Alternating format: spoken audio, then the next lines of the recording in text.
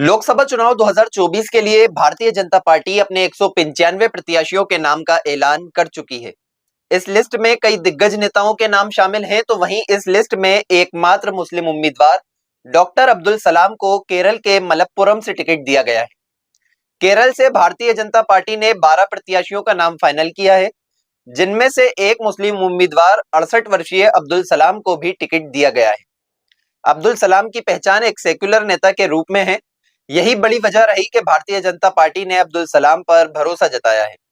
बताया जा रहा है कि पिछले लंबे समय से अब्दुल सलाम क्षेत्र में सक्रिय हैं और लगातार कई सामाजिक कामों को अंजाम दे रहे हैं।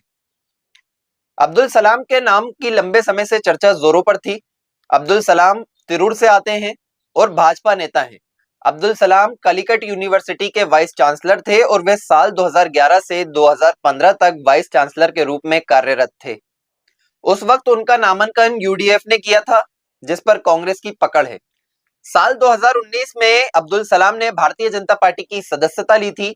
डॉक्टर अब्दुल सलाम साल 2021 के केरल विधानसभा चुनाव में भी अपनी किस्मत आजमा चुके हैं।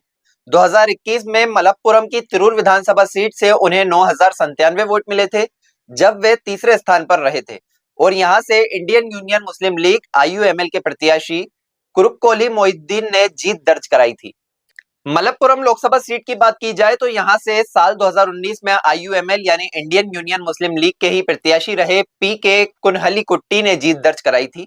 यहां साल 2021 के अप्रैल में जब उपचुनाव हुआ तो आईयूएमएल के प्रत्याशी एमपी अब्दुल समद समदानी ने जीत दर्ज कराई।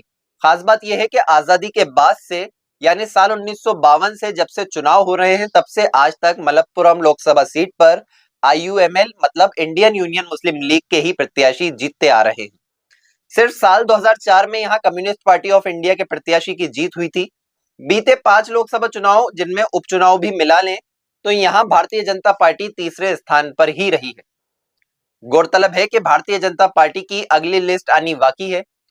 उसमें देखना दिलचस्प होगा कि भाजपा कितने और मुस्लिम उम्मीदवारों को चुनावी मैदान में उतारती है। साथ ही यह भी देखना दिलचस्प होगा कि केरल के अलावा और किन राज्यों में बीजेपी मुस्लिम प्रत्याशियों को मौका देती है।